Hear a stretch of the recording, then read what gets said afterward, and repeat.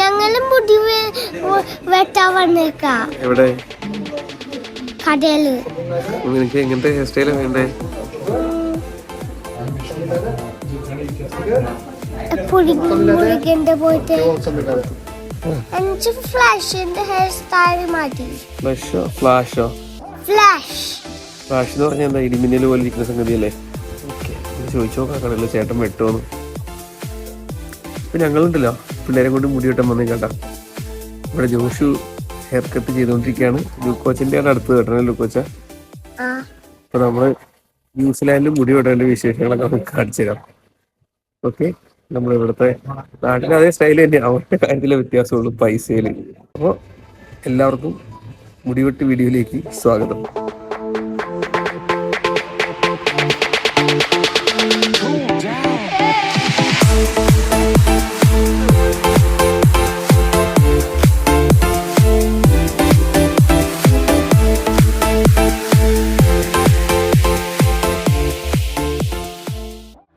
അപ്പോൾ ഇവിടെ നമുക്ക് നാട്ടിലെ പോലെ തന്നെ വോക്കിൻ മുടിവെട്ട് കട ഉണ്ടായത്. നമുക്ക് ഇഷ്ടമുള്ള സമയത്ത് നമ്മൾ കട ഓപ്പൺ ആയിരിക്കുന്ന സമയത്ത് നമ്മൾ കടയിലേക്ക് കയറി ചെന്ന് അവിടെ ക്യൂവിൽ നിന്ന് കഴിഞ്ഞ് കഴിഞ്ഞാൽ ആദ്യം വന്ന ആളനുസരിച്ച് അവർ മുടി വെട്ടാനായിട്ട് വിളിക്കും. അപ്പോൾ ജോഷു ഓൾറെഡി മുടിവെട്ട് തുടങ്ങി. തല ചരിച്ചേട്ടാ ലൂക്കോച്ച്, രണ്ട് സൈഡിലേക്ക് ചരിച്ച് ഇങ്ങനെ ചരിച്ച്. ഓ, ലൂക്കോച്ചിൻ്റെ മുടി നന്നായിട്ട് വളർന്നിട്ടുണ്ട് കേട്ടോ. ഇന്ന് ഇതിലൊരു കൊട്ടാരം പണിയും.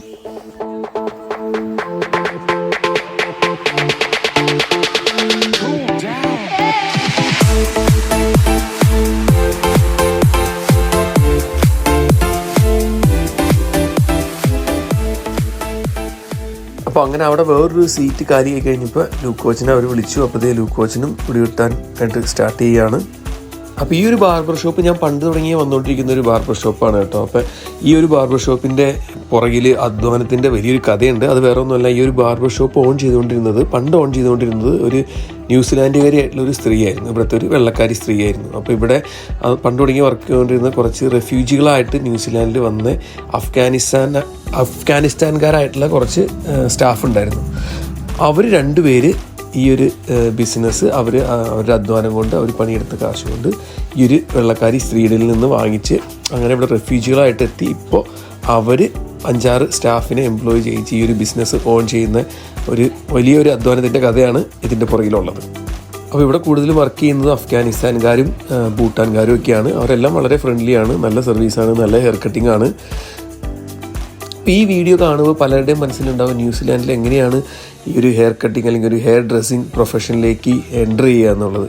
അപ്പോൾ ഞാൻ അതിനെക്കുറിച്ച് ചെറിയൊരു റിസർച്ച് നടത്തി കഴിഞ്ഞ് കഴിഞ്ഞപ്പോൾ എനിക്ക് മനസ്സിലായത് ന്യൂസിലാൻഡിലൊരു ഹെയർ ഡ്രസ്സറുടെ ഒരു ജോലിക്ക് പ്രത്യേകിച്ചൊരു ക്വാളിഫിക്കേഷൻ്റെ ആവശ്യങ്ങളോ അല്ലെങ്കിൽ ഒരു എഡ്യൂക്കേഷൻ ക്വാളിഫിക്കേഷനോ അങ്ങനെ ഒരു എക്സ്പീരിയൻസോ ഒന്നും ആവശ്യമില്ല. ഇപ്പോൾ ഒരാൾക്കൊരു ഹെയർ ഡ്രസ്സർ ആവാൻ താല്പര്യമുണ്ടെങ്കിൽ സാധാരണ രീതിയിൽ നിങ്ങൾക്ക് ലെവൽ 4 അല്ലെങ്കിൽ ലെവൽ 3 1-2 കോഴ്സുകളുണ്ട്. അത് പഠിച്ചാൽ എപ്പോഴും നല്ലതായിരിക്കും, ജോലി കിട്ടാൻ നല്ലതായിരിക്കും. അത് നാട്ടിൽ നിന്നും ഡയറക്റ്റ് വന്ന് പഠിച്ച് ജോലി കിട്ടുന്ന ഒരു ഓപ്പർച്യൂണിറ്റീസൊക്കെ വളരെ കുറവാണെന്ന് എനിക്ക് തോന്നുന്നു. ഇവിടെ തന്നെ ഒത്തിരി ആളുകൾ അത് പഠിക്കുന്നുണ്ട്. ഞാനപ്പോൾ അത് വ്യക്തമായിട്ട് പറയുന്നു, നാട്ടിൽ നിന്ന് ഡയറക്റ്റ് ഇങ്ങനെ ഒരു ജോലിക്കൊക്കെ ഇങ്ങോട്ടേക്ക് വരാനൊട്ടും എളുപ്പമല്ല. പക്ഷേ ഇവിടെ ഉള്ള ആളുകൾക്ക് അല്ലെങ്കിൽ ഇവിടെ വളർന്നു വരുന്ന ഒരു ലീഗൽ റൈറ്റ്സ് ഒക്കെ ഉള്ള ആളുകൾക്കൊക്കെ ആണെങ്കിൽ ഈ ഹെയർ ഡ്രസ്സിംഗ് ഒക്കെ താല്പര്യമുണ്ടെങ്കിൽ നിങ്ങൾക്ക് അങ്ങനെയുള്ള കോളേജുകളിലൊക്കെ ജോയിൻ ചെയ്ത് കോഴ്സ് പഠിക്കാവുന്നതാണ്. പലരും അപ്രൻറ്റീസായിട്ട്, അതായത് ഒരു അപ്രൻറ്റീസ് അല്ലെങ്കിൽ ട്രെയിനി ആയിട്ട് ജോയിൻ ചെയ്ത് സ്കിൽസ് പഠിച്ച് പ്രത്യേകിച്ച് ക്വാളിഫിക്കേഷനൊന്നും ഇല്ലാതെ ഹെയർ ഡ്രസ്സർ ആവുന്നവരുണ്ട്. എനിവേ, അപ്പോൾ അതൊക്കെയാണ് അതിൻ്റെ കുറച്ച് വശങ്ങൾ. അപ്പോൾ ഈ കാര്യങ്ങളെക്കുറിച്ച് അറിയാൻ താല്പര്യമുള്ളവരുണ്ടെങ്കിൽ അതിന് ഞാൻ കുറച്ച് വെബ്സൈറ്റ് ലിങ്കുകൾ ഞാൻ താഴെ കൊടുക്കാം. അപ്പോൾ ഒന്നുകൂടി ഞാൻ പറയുന്നു, നാട്ടിൽ നിന്ന് ഡയറക്റ്റ് ഇനി ഇത് കണ്ടിട്ട് വരാൻ പറ്റുമോ എന്നുള്ള ചോദ്യങ്ങളൊക്കെ ഉറപ്പായിട്ടും വരും. അപ്പോൾ അത് ഒട്ടും എളുപ്പമുള്ള കാര്യമല്ല. അതിന് അങ്ങനത്തെ ചെറിയ കോഴ്സുകൾക്കൊക്കെ ഡയറക്റ്റ് ഇങ്ങോട്ട് വരാനും ഒട്ടും എളുപ്പമുള്ള കാര്യമല്ല എന്നാണ് എൻ്റെ വിശ്വാസം.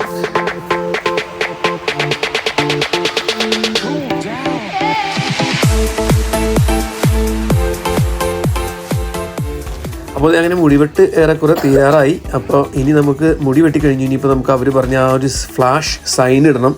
അപ്പോൾ ആ സൈൻ കൂടി ഇട്ട് കഴിഞ്ഞ് കഴിഞ്ഞാൽ നമുക്ക് മുടിവെട്ട് തീരും. നമുക്ക് പയ്യെ ഇറങ്ങാം.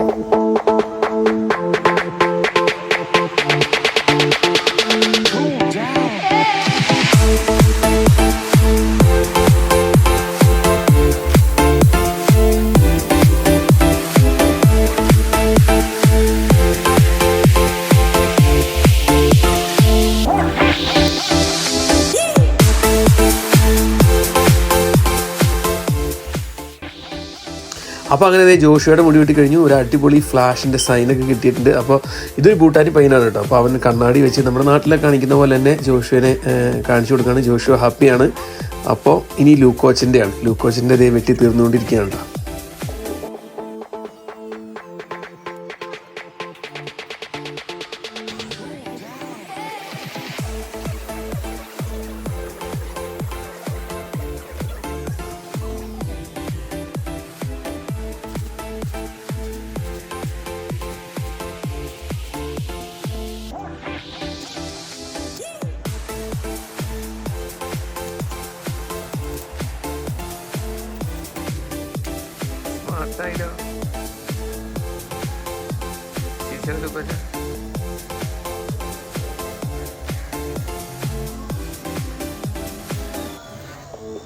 അപ്പോൾ അങ്ങനെ ലൂക്കോച്ചിൻ്റെ മുടി വെട്ടി തീർന്നു. അപ്പോൾ ലൂക്കോച്ചൻ റിക്വസ്റ്റ് ചെയ്ത പോലെ തന്നെ ഫ്ലാഷിൻ്റെ സൈൻ ഇട്ടുകൊണ്ടിരിക്കുന്നതാണ് ഈ കാണുന്നത് കേട്ടോ.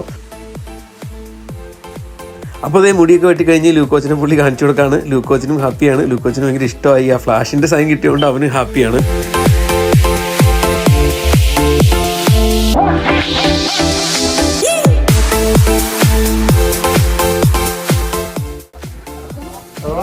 Did you sit still? All right, have a good one, sir.